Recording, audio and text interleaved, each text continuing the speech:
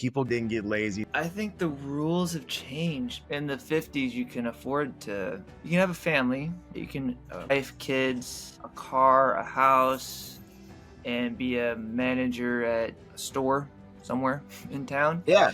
And then and live comfortably. Nowadays, yeah, people they have to work like 2-3 jobs or have gigs or hustle and do all this stuff in order to make it work. People are buying like a $15 Chipotle burrito, and now they're breaking that up into payments where they can now pay $3 today and then 5 monthly payments. The American dream, shit, forget that. Just talk about surviving.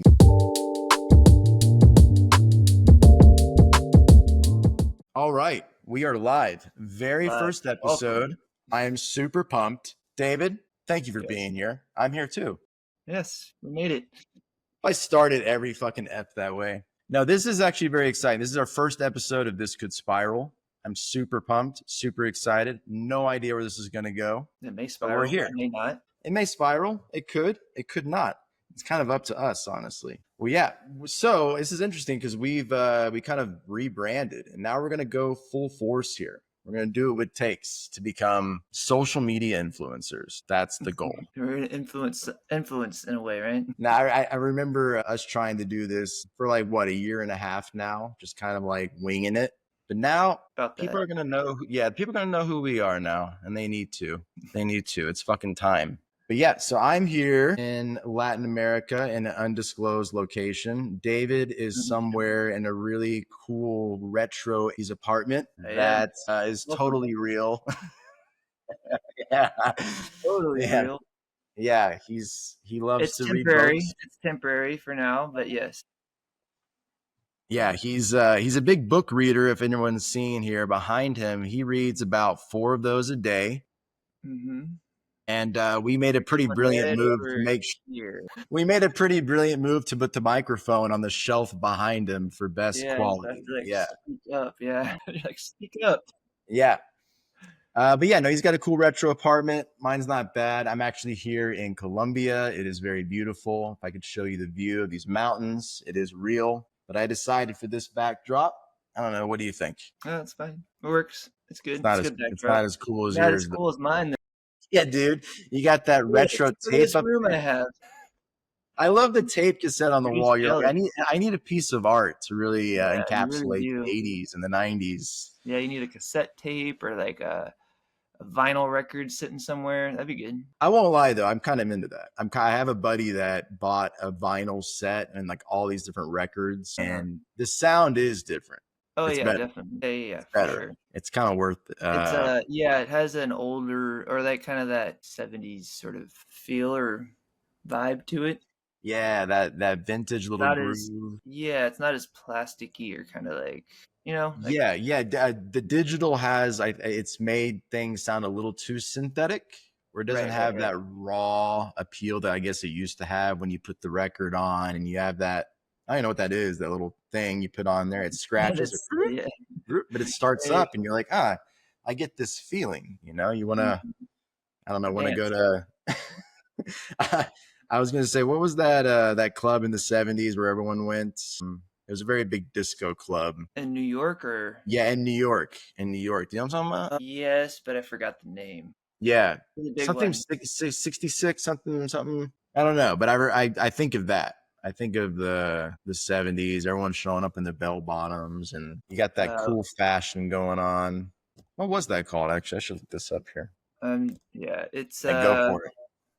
Studio 54. Studio 54. That's 66. Yeah. I was wrong. I was close. It had a number in there. Had a number. Yeah, those were the dates, but I wasn't alive then, nor were you. No. Sadly. Yep, it was during the 70s, most popular iconic nightclub in New York City. Extravagant parties, celebrity clientele, vibrant disco scene. Yeah, man. I've heard a lot of stories, a lot of celebrities going there. Basically, well, I guess you could say that a lot of them were happy that social media wasn't around then, because some of the things that they were doing in these clubs, you wouldn't want to be filmed. Gotcha.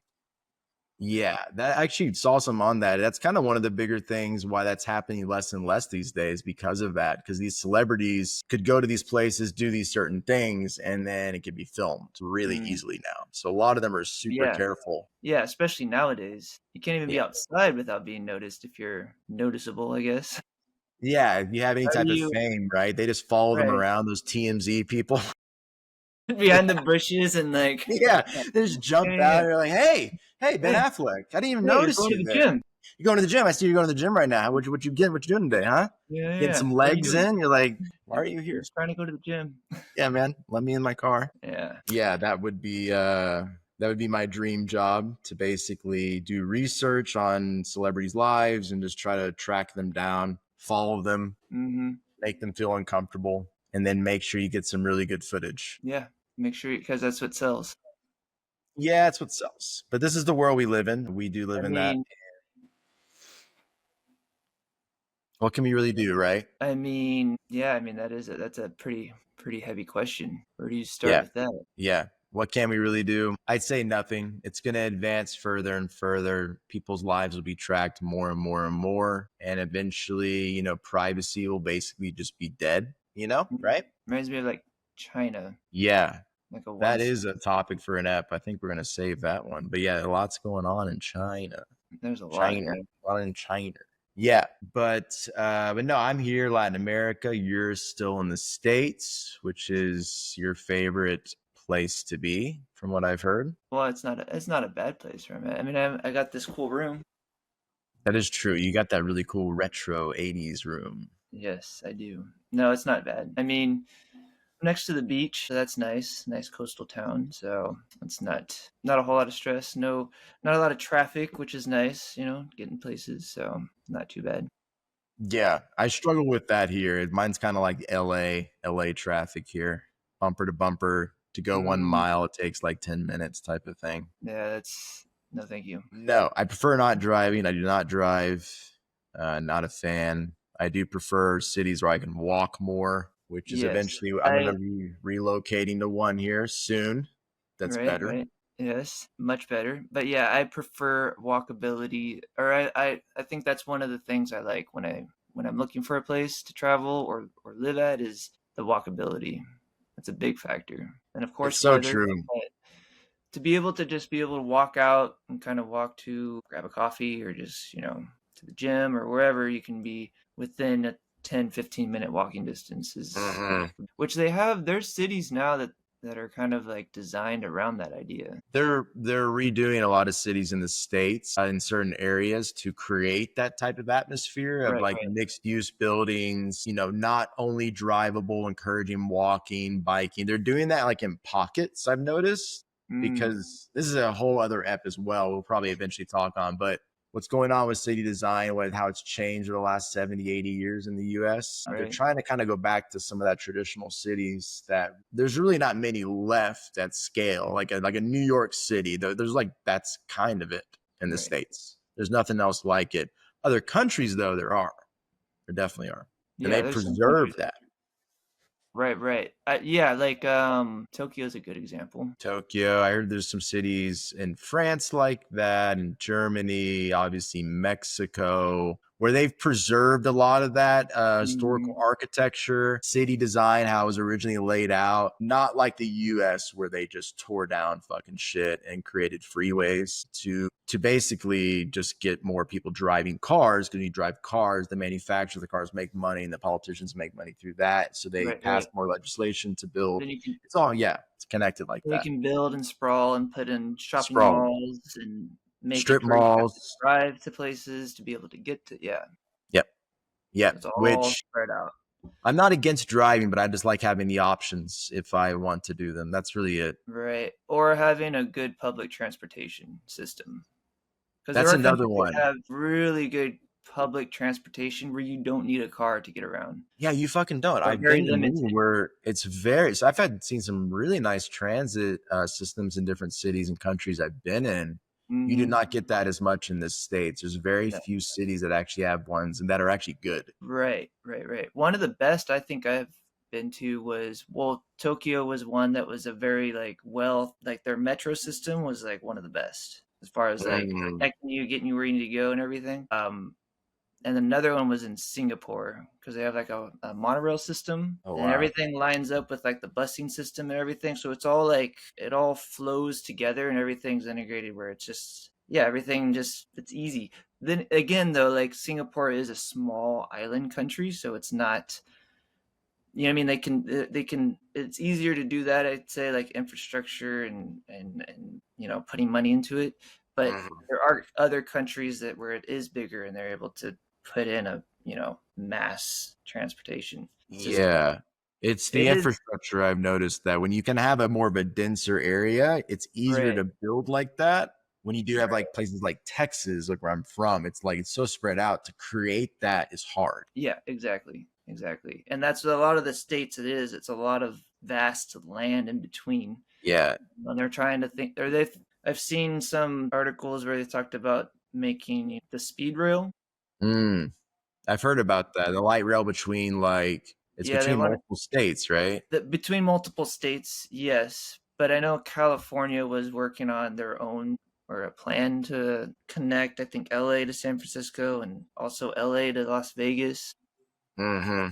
in like half the time that it would take to drive, or Shit. maybe not Okay, that good. much, Well, but that's something. Man. It's just efficiency, but that's something, not a yeah, way to yeah, connect with the city, though. You know, that's what I think you were talking about earlier about being able to walk out your door and go to a coffee shop down the street, a local one that you know, or maybe just head down to a cool bar or restaurant. And that's like connecting with the city in a different way, yeah, which you're is you're very nice. It's very pleasurable. it is because you're out, you're in it, you're talking to locals, you're Yeah. seeing more while you're walking instead of in a car. Everything just kind of goes by until you Yeah, you're separated. You're stop. in a box. So like you go from box to box to box to box to box to and that's how I grew up. That's why I'm not a huge fan of I think that's why I don't Mhm. like driving. Yeah, Because I grew up around that shit like all the very fucking time. America, very America. You Bro, know what else is? You know what else is very America? what do we got? Well, what do we got in the world today? Well, let me tell you. What we got brewing today is Yeah, buy what now, is pay going later. on in the world? Buy now, pay later. This has been a big topic lately, I'd say. Especially in America, what's going on? Yeah, with the buy. Yeah, what do you got on that? Yeah, give me 1 second here. Go ahead. I can talk on it as you open it up. I mean, it's a new form of what we call phantom debt.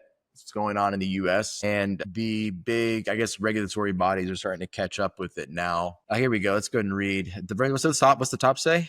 Go up. Buy now, pay later loans will. Oh my goodness, what is? Yeah, there's a lot of ads. This is Yeah, CNN. there. Buy now, pay They're later fucking loans. desperate, so they're gonna put ads Yeah, everywhere. By the way. will factor into Americans' credit scores. Yes, yes. So this is a very new thing that came about 1.5, 2 years ago, especially in the States, where you go anywhere now online for any kind of shopping, Shopify, whatever like e-commerce platform you go to, this is now an option. You can pay with your credit card, you can pay with, PayPal, whatever. This now is an option called buy now, pay later. And to sum it up, it kind of what it sounds like. You don't have to buy the full thing outright. You can buy it in payments. I'll give you an example. They even it's even on DoorDash now, which is so sad, where people are buying like a $15 Chipotle burrito, which in itself is way too expensive. And now they're breaking that up into payments where they can now pay $3 today and then, 5 monthly payments or 5 weekly payments, right? For the rest of it, which is a form of a loan. That's what it is. It's a loan technically, but it Mhm. wasn't considered a loan until recently. And now it is. Prior to this, people were just fucking buy now, paying later, and then just defaulting on the rest of the payments for that burrito. They couldn't pay the rest Right, of it. because if they once they start to default into phantom debt, I mean, once they skip or miss a payment, then the whole amount, Fees. the fees kick in It's late on that. fees is what get Right, you.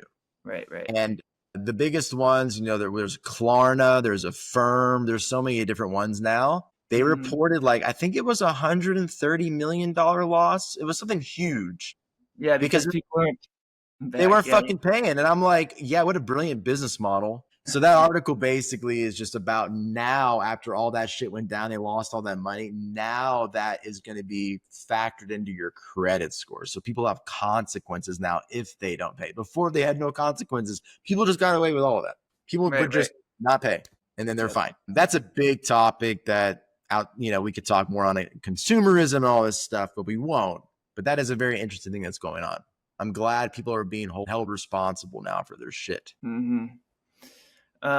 Yes, but it kind of like, I don't know, it kind of like the people that are doing the buy now, pay later are using credit because a lot of people nowadays, right, use credit to pay for just their basic expenses or maybe a big purchase, but anyways, so like the idea of like credit really kind of like, we're going to go into this topic here in a minute, but was it like the 80s credit started to like, is when It that was started? early 70s with Early Nixon '70s, is okay. when the credit thing came around. Right, so since then, we've had, like, a credit system that the US basically does itself, where the country itself is in a huge amount of debt that they're paying back Oh on God, dude, interest it's and the everything. highest it's been. Yeah, yeah, yeah.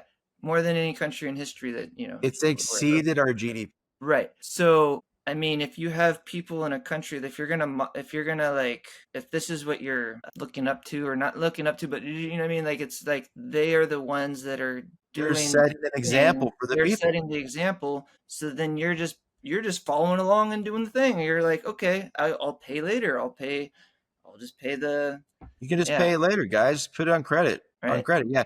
And in combination with social media and in the pandemic, people were at home more, and social media now started taking advantage of that. And now it's just every scroll you get, buy this 20% off.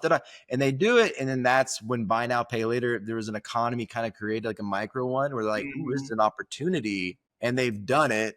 And it just helps people more and more go further and further away from like good financial literacy. Honestly, Mhm. that's all it is. They just need education around what credit is. Mhm. But yeah, that's a good one. That's a very good. I'm glad it's happening. I've been following it. So I'm glad Yep. finally it's gonna like impact their credit scores basically. Let's see. In other news, we have let's see, Trump. Oh, first thing, Trump. I love it. I already love it already. I love it already. I love it already. It's the best.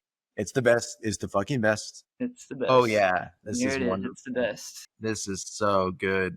It's the Trump So One self-service coming soon. Here it is. you got the Brought to Trump you. Mobile. So oh, make America There it great again. is. Trump Mobile. It's It's in gold. gold, by the way. Full Make it. gold. Yeah, full gold. Trump Mobile. Oh, they're gonna name it Trump Mobile. Isn't it named for the presidential limo, but a new cell phone company? Okay, so it's affiliated. So like everything he does, is it not like others that are doing it and they just using his name? There's no way he's doing the actual work for this, but Right. he He's owns the just, rights and it's got to yeah, be in his name. It's got to be in his name. It's got to be big. It's got to be in gold. And the craziest part, the phone is gold too. So that thing yeah. weighs like 20 pounds and you're trying to hold it, but it's all in the name of Trump. Yep. I mean, it looks like 47.45 per month as referencing the 47th and 45th president. I love it. I Yeah. love it so much. I love that he goes to those types of details Oh, to make boy. sure it's known. It's nauseating. It's It's good nauseating. I entertainment, mean, am I we can right? get I love this. that at the end of it. Go. It's like Trump Mobile, phone, and they it's just become smarter in just 5 minutes by reading this. It's like I think we all got a little bit dumber by reading about Yeah. Trump Mobile. It was it's interesting. I mean, but but kind of not like I mean, he's done things from, well, now phones to steaks to casinos to, Yeah, I mean, you name it. He's like got he's got merch the just building. He's for got the about, Trump Tower in Chicago yeah, where I used to live. I Yeah, mean, yeah, yeah. It needs to it's a be brand. about him. It needs to be about his name. It's Mhm. constantly him trying to showcase his name, his brand, so the whole world knows. It is a weird seeking of just this validation from others. And we can go deep into this. We don't have to, but I do know why. His dad basically just never gave him like any love, essentially. So Right, right. for years, he's just been trying to get love from the people. just from the Right. people. Well, and then there's like, yeah, there, you can go into a lot with this because what was it? He was at some event where the guy was getting recognized for his achievement of a bridge. You know what I'm talking about? I don't, but did he take credit for it somehow? No, no, no, no. The guy that was getting being accredited for the accomplishment was in the audience and wasn't like, or he was like referenced and like, oh, so I forget his name, great accomplishment, whatever. And then the guy just, okay, in the crowd, and the guys in the crowd just like maybe wave or something, but that was it. And then they go on and continue. And Mm, and from what I remember, Trump was in that audience and he saw that and he thought wow. that yeah, he saw that as the guy being not respected, and he felt that he was like kind of a loser because of that. And you have to be boisterous and be more, yeah, yeah. So then Oh, from that, he kind of like he said, if he ever got big or anything, he's always going to be that type of like. that's kind of rude. Yeah, I know. I forget which I saw this somewhere as like a documentary thing where it was talking about it, and that was one of like one thing that kind of like I don't know, kind of maybe triggered or kind of like made him realize that he in order to like be recognized, people need to like see you and like Mm. acknowledge that you are recognized as That's an interesting point. I mean, there is truth to it. I mean, if you do a thing and no one knows you did the thing, you're not going to get recognition. I think my real question is why does he need recognition so badly? Why does Trump need that so badly? That's my right, question, really. Someone does something great. If they get recognition, good. If they don't, right, right, okay. But I think it's about the intent, about why you're doing the thing. Are you doing the thing to get recognition? Or are you doing the right. thing to actually try to make a difference? Exactly, exactly, exactly. And I think his is the latter, or I mean the Exactly. yeah, The yeah. former, the former. It would be like he's trying to get it for external validation, whatever the bullshit he's going through, because it's so obvious. He has to have his name on everything. And he'll spin it to be like, oh, for the American people. But at the end, I think it's just stroking his own ego. Yeah, yeah, totally. Most are, and when you're up in that power, something happens. I don't know what happens, I but was listening to something the other day. It's true. I think a lot of politicians, when they start out campaigning, I think a lot of them do have good intentions overall. And mm, they do say things that they do mean. But when they get into office, it's just a things different change. story. There's so many people that you have to please where it's nearly impossible. And a lot of times what happens is things kind of just stay the same overall. Nothing, no big systemic Yeah, changes yeah, right, right, right. Yeah, because of that. You're always going to be handcuffed by this guy. Oh no, you can't make that law because I have this business that's connected to this, to that. So I'm not going to make any money. You're like, well, okay, I can't do this law now because okay, I'll do this instead. It's like, no, oh no, you can't do that. Everything. I think it's a lot of that is what happens. mm-hmm. Anyway, that's Yeah, it. it is. Yeah, it is definitely interesting. But yeah, What else that we we got? can go into that a whole nother. That's a whole Another deep. time we can Yeah, go yeah. deep dive into Trump another day. So another one I got here is a second go. Employees are Yeah. imprisoned in an infinite workday, right? So, I mean, this makes sense. You have to work more now than ever, I feel like. Well, since I don't know, like this will go into our topic later, but about the 50s and now, like, are people working more? Are they struggling more? I Right. would say, yeah, nowadays, yeah, people do. They have to work like two, three jobs or have gigs or, hustle and do all this stuff in order to make it work. So like is an infinite, you know, Well, this article I think is more pertaining to the infinite workday that's kind of happened in the last 10, 15 years with all these tech jobs.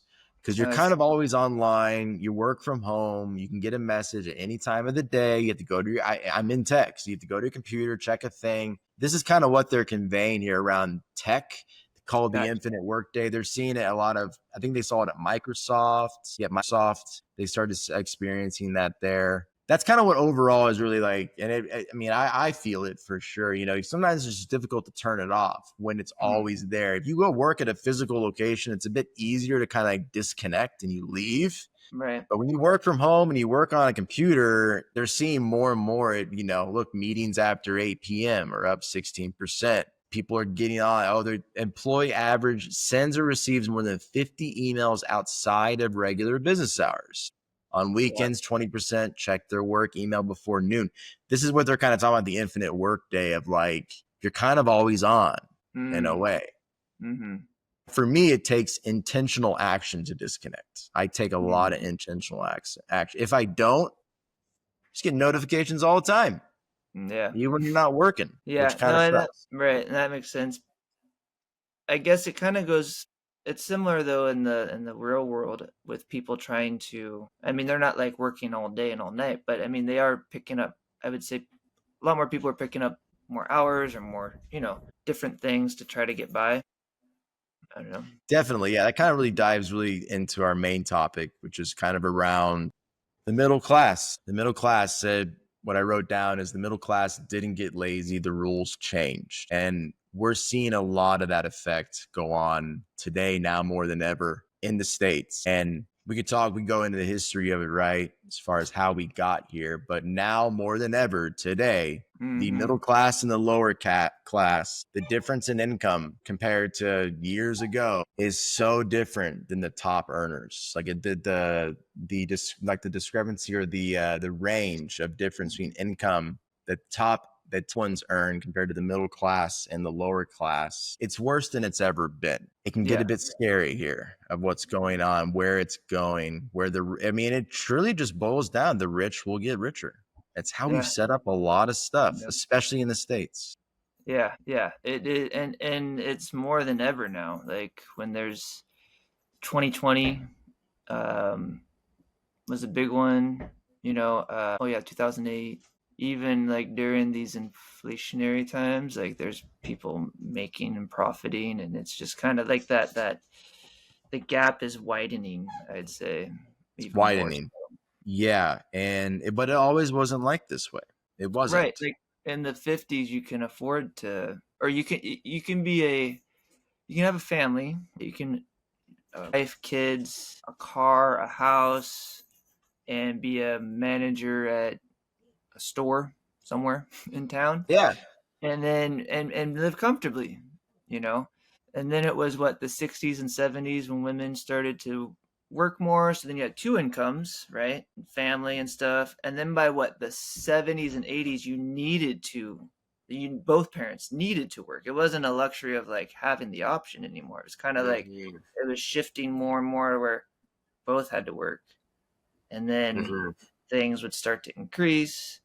And then yeah, anyways, so like yeah, now it is definitely um more of a struggle, I would say, as far as like back then it seemed like it was a pretty paved path you can just follow down and kind of like I'm gonna, and if I go to college or school, great, like I can get a better job. But I can graduate high school and know that I can get a job, buy a house, support my family, things will be fine.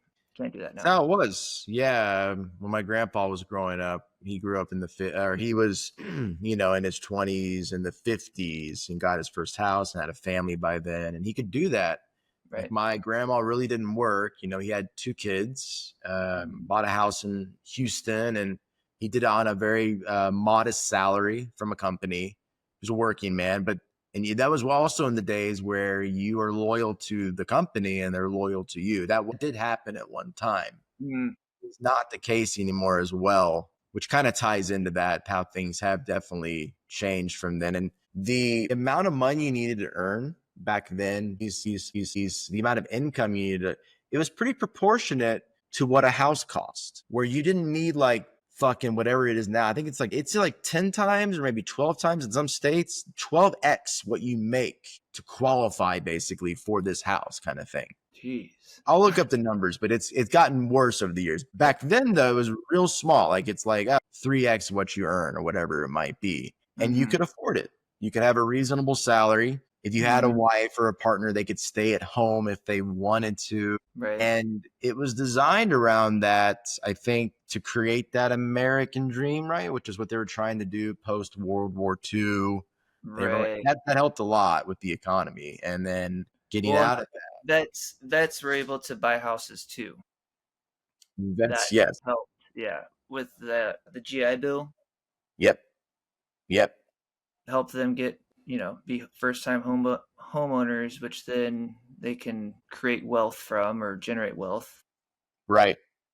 Especially back then, if you held on to it. Jeez. Yeah, and I'm reading some notes here. Like there also was more government programs back then as well Mm, that could help out with housing support. There was more around that. Another thing that was a interesting point was like you're making more than your parents did, mm. which is kind of the American dream if you think about it. That growth potential, Right, right. being able to earn more, because that is kind of the goal. Your parents work hard, they give you everything you need, provide you what you want so that you can live a better life than them in a way. Mhm. And that upward mobility has definitely declined now, where salaries adjusted for inflation is, if anything, it's the same or it's less than what your parents Mm, made back then. mm. That's a problem.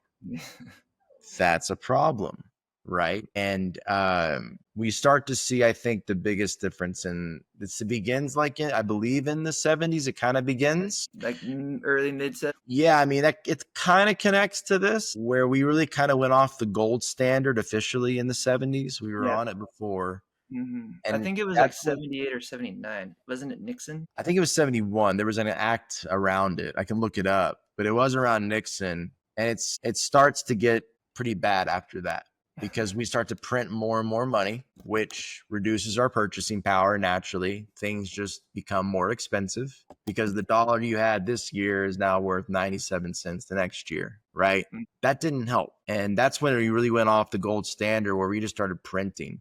Because some genius move back then with the politicians thought, man, we need more money. We should print more and we'll have right. more of it. Like So it was pretty basic what it came down to like that. right. And so I have, You don't have to answer it live. okay.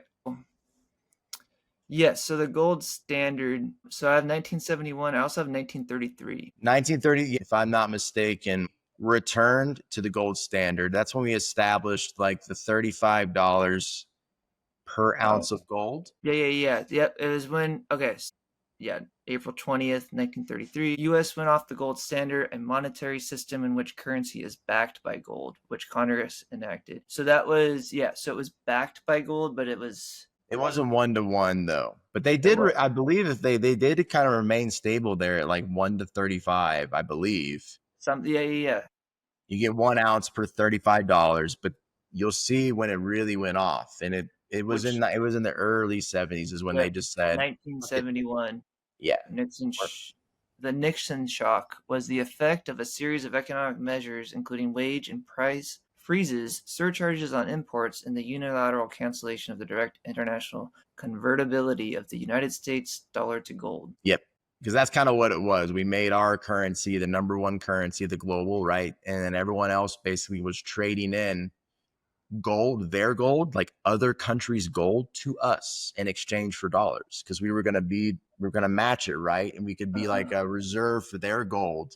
Right, right, right. But then we went off of that. And it's kind of related to this. It's related to why inflation really goes on. Hmm. And then what you start to see, yeah, basically after the 50s into the 70s, where the income equality, right? Because up until that point, really, right before the 80s, the income equality was pretty good. Things were getting more expensive for everyone, naturally, as it does with inflation. But right around that time is when it starts to separate, Mm-hmm. where the one percenters start to make obscenely a lot more every year, but the middle class and the lower class income just starts to flatten out. Right. All the while costs are still going up. So now you're having to basically pay for the same things, but with less and less and Yeah. less. Yeah. In fact, do you know what the federal minimum wage is? It's $7 Yeah. Yeah. Yeah. Since still. uh since when was it? Oh, since 2009, but still. It's still that. Imagine you're like, well, you imagine surviving today on $7.25? Because I know states can set it, cities can set it differently, but can you imagine working on that today? Yeah, I mean, you'd have to get tips or something from something else. You'd have to probably work 3 jobs and, yeah, try to get some sort of tips. Just become an influencer and your bills are Mhm. paid. Just put out content, do a dance on TikTok, and then you're making more than doctors now. Yeah. But it says here, so then, but the nationwide minimum wage or the wage that the average minimum wage worker earns was 11.80 in 2019. That's nationwide. Yeah, just federal though is still has not moved. They're gonna be set at that. But on the average, Mhm. yeah, it's $11. It depends on where you're at. In California, I think it's in like $25 an hour, 20, yeah, I think something 20. like that. I know some areas in Austin that are they'll pay 20. I don't know. I think it varies, but Yeah, I think here, it's all adjusted for inflation and cost of living. Really, it's all really is going on. It's still not a lot. no, no, no, no. So people have to like find ways to make it work, right? Yeah, yeah, Then and yeah, now you either more. get another job or you get a couple side gigs or you start using credit and you're just in this vicious cycle. Yeah, Welcome you're to in this America. vicious fucking cycle where you got to get credit to buy groceries. And what I've been Yeah. hearing about is people getting payday loans, which are the worst types of loans you can get, Right. 400% APR type of thing, for a couple $100. But that couple $100 with interest turns into like, $1,200 you got to pay back later. Right, Right. right, right. And if a lot of people are getting those because they don't have enough income to pay for their basic necessities, so they get a payday loan, which you do not do to pay Mm-mm. for basic necessities, which then you have to pay back that loan. And so you end up taking out more loans to pay back the loan before it. And it's just this cycle that people are in. Mm. It's called the payday loan cycle. And Yeah, you're just we're kind just of fucked. stuck in Yeah. that. You're kind of fucked. And It's kind of disgusting how they're designed and prey on people like that. Like they make it easy for people to get in on, say, credit or certain things. Obviously, you have to meet certain requirements, right, yeah, for certain things. for sure. It depends. Sometimes they just give it to you. But they make it a lot easier for you to get in than for you to get out, Yep. Yeah. like on the other side. Yeah, that's how it works, especially in the US. They're just trying to capitalize on people's misfortunes really with money. I mean, they're just going to create a business around it. Someone comes like, I need groceries. They're like, yeah, sure, here you go. It's just going to be a 400% APR. Try to pay that back Yeah. when you You can. you know what Mexico just did? This is really cool, actually. Think it like What this. what they So I do? think this was the end of last year, or maybe this was like end of 2023. It's either been a year or 6 months. Anyways, but within the last year or so, Mm. um, they have the president there instituted it's a $40 basket grocery. Oh, wow. So like what you can fill in a basket, basically, it's like it's not gonna go over $40 Okay. for like Okay. to feed a family. Yeah. Uh, I don't know all the details about it. I just know that like they have it set up where kind of I guess like a food assistance program where Okay. that you can get groceries for a reasonable price. So that's something. And that's fair. Yeah, I mean, the basic And it's necessities, not going to increase with inflation and stuff. They're going to keep it. that's kind of nice. So, yeah. So people are able to get, produce and food for their family for something that's not going to like They're basic necessities that they need. Yeah. Which I think is fairly reasonable. I mean, thinking about versus here you heard about with the EBT or the they don't call it EBT. EBIT. Or no, EBT. What's it called? EBT, they also Like call food it. stamps, right? Right, right, right. Yeah, EBT. So like they're cutting that back now, and then they're having it where you have to have certain requirements in order to like to have, which they already do, I believe, but then now they're making it a little bit harder for people to like get Mm. those food stamps or to qualify. To get a, but we both know we've seen something on this. That system in itself is like it's riddled with problems alone. Well, Like there's a lot of for-profit companies that are making money off of that chain of government assistance to actually delivering the help to the people that need it. Right. There's a market made with, I don't know why we do that. We have these social initiatives that we create in the States, it seems a lot of times. They start out good and then later it's just something comes about where someone needs to make money off of it. Yeah. But anyway, yeah, that is interesting. I was thinking about more of, I guess, that American dream that's becoming less and less attainable to really own a home right these days, where if you look it up right now, I can average is like 400,000. It's around $450,000 a home. It's just going to keep rising. But like the income to whole average price ratio right now in the United States, that's what's crazy. Because what it was back in like 1955, 65, 70, it's way different. Like the difference that your income you make compared to the actual average home price. Right. Let's see. So it was less than back then. Way less. The average person now that's spending on housing is 45% of their income, which should not be over 30, by the way. Right. It's 45, and it's getting worse because of not just rent, but even trying to own a home. Try 1955. Yeah, in 2025, real quick, the national price to income ratio, let me see if this is right. I think what its highest price to income, I thought this is the price to income ratio. Price of a home compared to your income in each state. This is pretty interesting, actually. Look at this, because this talks a lot about, here you go. Look at this. LA, 12.2, 12.2x what you make in your income to get a home there.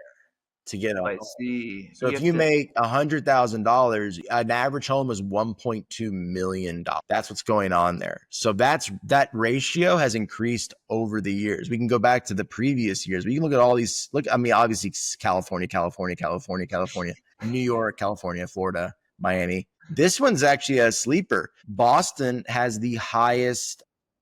To live a comfortable life, based on states, they have the highest income requirements. You have to make the most money to live there. I forget what it is, even higher than New York. To live in Boston? To live in Boston, yeah. To be able to afford to be at cost of living there. You need to make a lot. Oakland, yeah, it's all California, it seems. Then you got your Northwesterns. Look, Austin, yeah, it's up there. Bottom, Detroit. Yeah, we know about Detroit. They're on the up and up, though. Detroit's been doing good. They've actually been kind of making a resurgence. Okay. But yeah, let's check out what would it be for, let's see, cities with price to income ratio for homes. And let's try 1955. Here we go. The median home price was approximately $18,400, while the average income was $3,000. So it's about 5.4. That's actually it's not great. It's not 12, which is nice, but it's not amazing. But you could still afford that. Yeah. You could still afford that. Let's try 65. Oh. All right. So it went down a lot. I wonder why. That's 65 to 68. That's really good. 2.9. So meaning the median price. Those were like some good years. 65 to 68. Look at your income. It doubled. It doubled, but the price of the home only went up $2,000 basically on average. Interesting. So yeah, this is when they were starting to they probably were fine tuning the production process of homes right when they started in the 50s, I bet, and supply got more and they kind of got easier. And I bet you that's what happened. But let's keep going. This was what's up? Oh, I was going to keep going up. So 1975 looks like, I'm not seeing it here. You see the ratio? Oh, are difficult to pinpoint. Lower than compared to 2.9 as well. So it's still fine. I think this is when we start to get, okay, it's rising. It's rising. The median home price was $8,200. Median outskirts 23. I think the 90s, let's just take a look. 3.81. Something happened here in the 2000s, people. See what happened. Oh, you went straight to 2010. Okay, it's rising again. And let's just go up to now. 2015. Okay. Remains a factor. It says 4.6, but that's national, right? It really depends on where you're at. Which I don't think a lot of this is super accurate. But if you're basing, I mean, So 1955. So we're saying it's lower than 1955. But everything, I mean, you're just looking at like the house I'm just prices. looking at We're homes. Cost of right. groceries, cost of everything else has gone immensely up. And we're not the salary increase, you know, how salaries should be increasing at a certain percentage. That's also slowed down compared Mhm. to the costs. So that you're earning less, cost of Right. living's higher because of inflation. And all the while, you're not earning at the same rate as the one percenters. The one percenters are earning much faster than you. And that's why the middle class, Exponentially faster. yeah, exactly, because they need more. Like they Um, need more money. They don't have enough. Like they don't have enough money. And I bring the call back here. Yeah, they don't have enough money. They need more money and let, I guess, the middle class and the lower class just continue to. suffer and fight it out, or what? Yeah, I mean, the dream, the American dream. Shit, forget that. Just talk about surviving these days, Yeah, right? it's like it's yeah, it's more of that than it is I don't know many people talking about the American dream anymore. I think I've been hearing a lot more about the American dream as leaving the States is now the American dream Mm, is to I leave. see that. Yes, yeah. Reading about some of the notes I took is that in 1995, wages had flattened. And this was interesting. So wages flattened, right? But productivity and GDP growth went up. That's kind of when we start to see it's called the great divergence, right? Where the American economy is producing at a Right. great level, more than ever, Mm, booming, right? And you would think that everyone would take part in that boom and get to get rewards from it. right, right. But that's where we really saw it. It was the 80s and then the mid 90s when that divergence started to happen, when GDP was going crazy. But really, the top level people were the main ones that were actually benefiting from that growth. Right, right. The rest of everyone else was just kind of here. And then, you get into the 2000s, and And they that's when start it's digging just for like, more. it's just even more and more and more. It's like an avalanche, but like on the other Right. the other direction.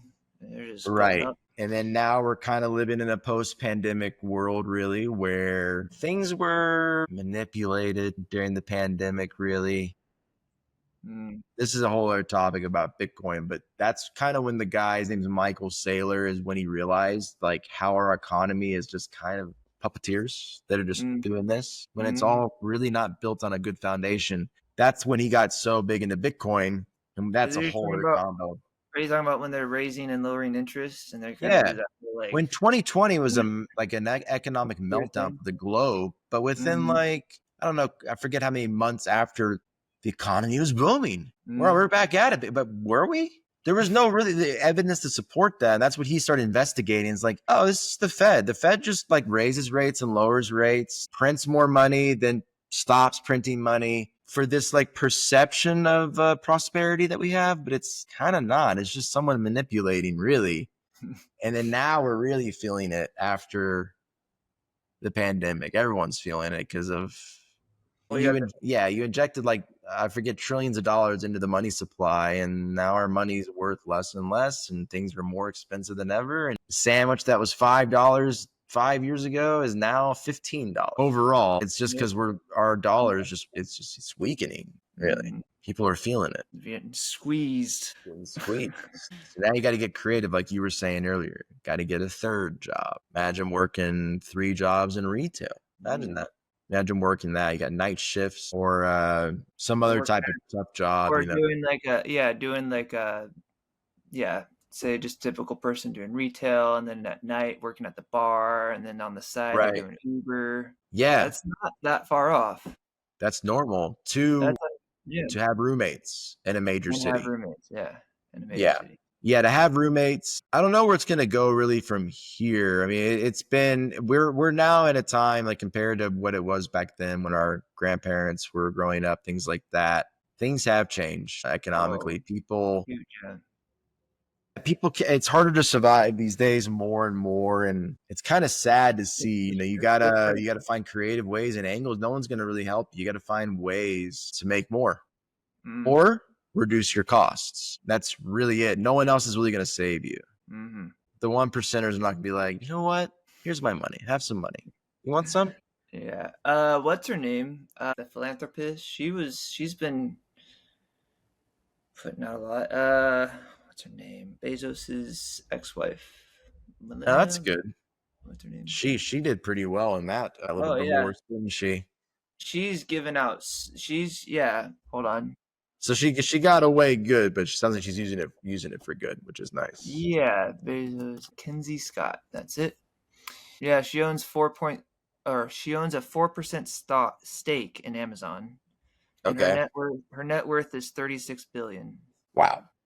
Yeah, Good for her. 36 billion. Oh, and then she has donated over 19 billion to more than 2,400 nonprofit organizations since 2019. Good for her, man. I love it. I just hope that it's going to the right places and those Right, right, nonprofits. right. I know there's a list That's somewhere. kind of an issue in itself. The allocation of money in those types of organizations doesn't always go to where it needs to be going. Right. True. But let me see. Research suggests that these nonprofits have benefited enormously from large unrestricted gifts or in general, careful stewards of those resources using them. Okay. It was just asking if it was positive impact on the non-profits, I hope which seems so. like it I is. imagine some of it has to be. That's a lot of money for it to not have any impact. Right. Yeah. That's pretty big. I would say mainly, yeah, to kind of sum it up here, this is kind of the biggest question really, is that did overall, not even the middle class, did people get lazier or have the rules actually changed for people over the last 80 years or so? That's the Right. question.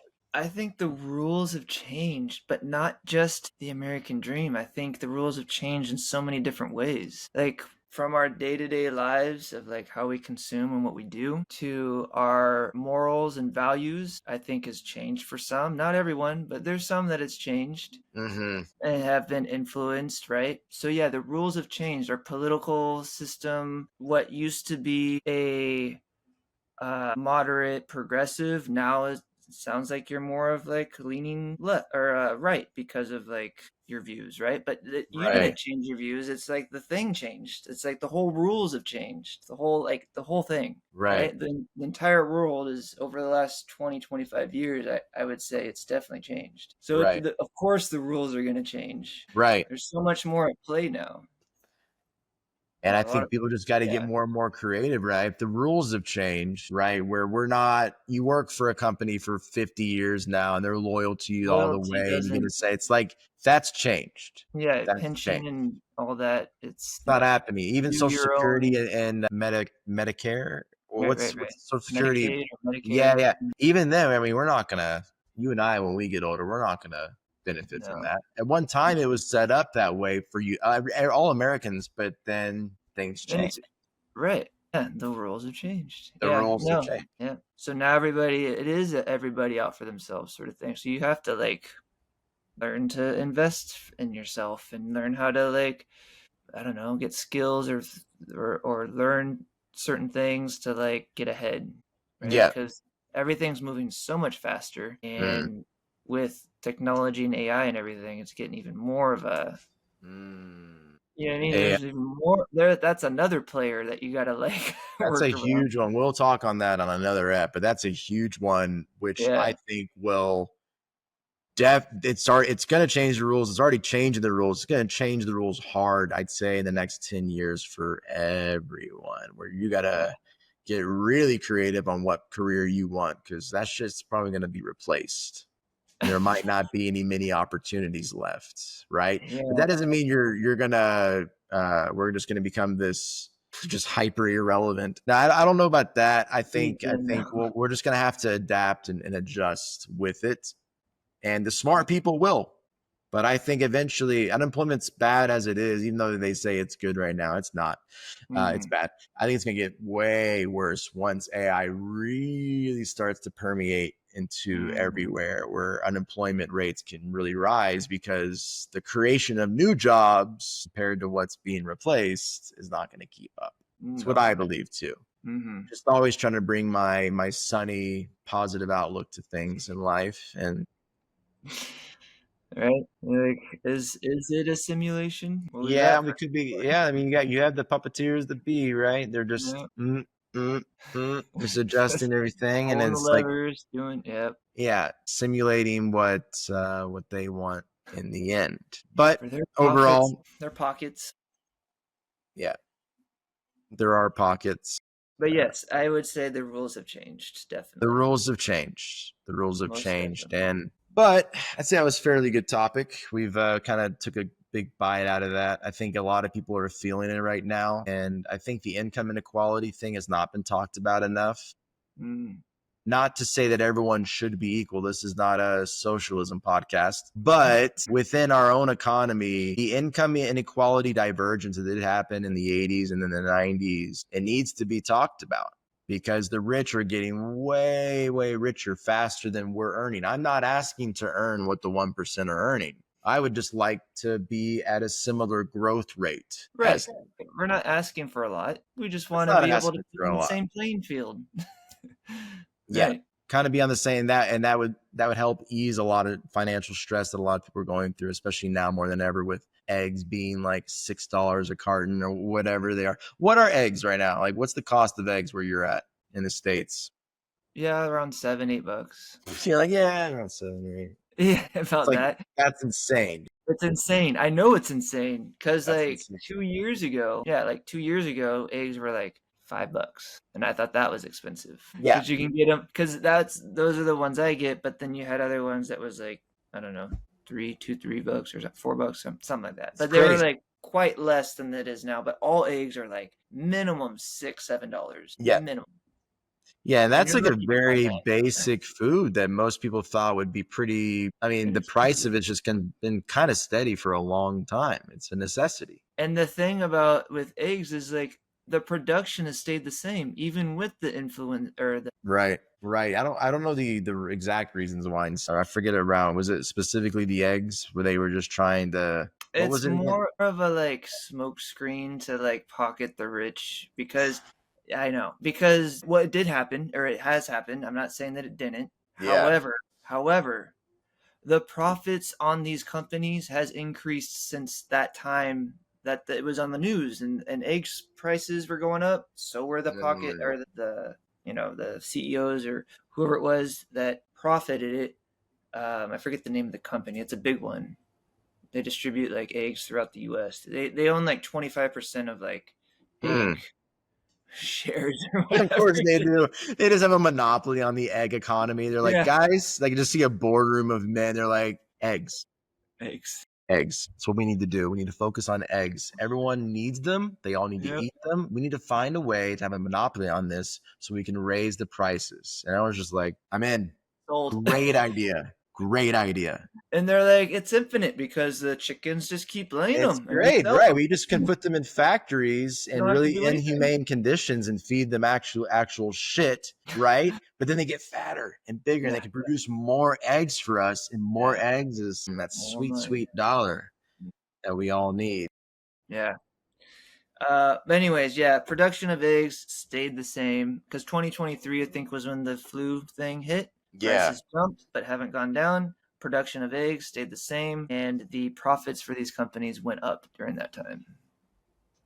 There you go. This is a And the trendy. news, yeah, and the news was there to kind of like make it seem and sound, which it was there, but I think these companies kind of like piggybacked on that to like justify their increase in pricing, right? With Mm, eggs, not really being transparent with like their production and just using the avian flu as like, oh, we're yeah, it's a smokescreen, right? They're like, "Oh, it's the flu, guys. yeah, Sorry, low on supply, costs are going up." And then they're like, "Well, but the flu's kind of over. gone now." They're like, "Is Eggs that the are reason?" still, Still like, "Oh, dude, eggs. It's just still, man. It's so tough yeah, to make." they're still going up. Yeah, I don't know. They're all like, I don't know, weird. Yeah, yeah. I mean, there was a dip in production when the flu A legitimate dip, broke. Yeah, which yeah, makes yeah. sense. It's It a dropped. legitimate dip. It was legitimate, but then you saw afterwards it went back up and it was steady with the rest of what was like prior to the flu. Mm-hmm. So, but prices went up, yet, yeah, I'm just saying, seems a little, No, it seems a little fishy, but it'll just be covered up later. People will forget, and all is yep, well. that's what happens. That's what happens with so many things. It's the American way. It is the American dream, but yeah, I would say they didn't get lazy. So everyone fuck off that's talking about middle class and everyone's not working hard enough these days. Things are harder. The stats do support it. So let's all remember that. Let's have a It's little like, bit of yeah, yeah, like when you're gratitude. talking to your grandparents or your parents, and they're like, "Oh, Exactly. you should just get a house and settle down and Yeah. this." And that." It's like, Things have changed, you brother. right? Things Like, have changed. I'm glad you have a house and you have, equity and all that. That's great. It's like, but Yeah, yeah, I'm glad. I'm glad. nowadays, Yeah, but for us to really achieve that, I mean, for me personally, I think it's just going to be international. If I ever want to buy real estate, I don't mm, think it's going to be in the U.S. It's not going to be worth mm, what it takes these days. yeah, and by the time you're ready, even then, it's gonna be like even crazier, I'm Its sure. cost will just all continue to go up, which is funny. Speaking of housing, like it's actually kind of shifted recently more as a store of value, which it never should have been. A store of value is a thing that will store value over time, like gold or Right, Bitcoin. right, And right. people are now using and buying land and homes as that. That's not what Mm, it was intended to do. Housing was mm, supposed to be for all, really, because we all need right, housing. But now with costs and everything and people taking advantage of this, they store it in real estate essentially. That's kind of where it's going. And so that's not right. exactly good. On top Like of a all the physical big asset. institutions buying up all the land and the real estate to just not for regular people anymore. It's like Right. corporations are buying them. Just to have the land to Have the sit land and have the on. leverage over the masses. Essentially, it's like, oh, you want it, you can rent, can't buy. It's true. Yeah, that is. Yeah. Anyway, well, I think that was a Like I good digress. yeah, that was a good one. I think we bit a lot off of that one. And for the Mm. next step, though, really excited. We're gonna be doing a little deep dive into mega churches. Oh, that's right. Yeah, a little deep dive. Learn a little more about what they call the prosperity gospel. Dive Mm. into different preachers, Ooh, different types of churches, what they're doing. It should be good. So I would recommend tune in. there. Yeah, there's a new thing that just came out too. I'll bring it up on the next one. Nice. Yeah, it was. Yeah, we'll bring it up. But anyways, yeah, that'll be a good one. This was a good one. Thanks again, everyone, for joining in. Yeah, joining in. You're gonna have to get used to seeing our faces a lot. It's fucking happening Like, every week subscribe, now. Like, subscribe, hop love us because we fucking need the validation, please. hop on one leg, pat your tummy, rub your head, Yeah. do all the No, yeah. things. Yeah, but this was good, and we'll see y'all next week. All right, have a great day, everyone. All right, bye bye.